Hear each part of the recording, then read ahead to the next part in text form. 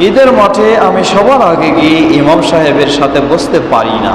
কিছু লোক বলে জায়গা বুক করা হয়েছে, কোরআন হাদিস কি বলে দয়া করে জানাবেন। জবাব, জায়গা বুক করে রাখা জায়েজ নেই, সেটি ঈদের মাঠে হোক আর জুমার দিনেই হোক, জায়গা বুক করে রেখে জায়েজ নেই।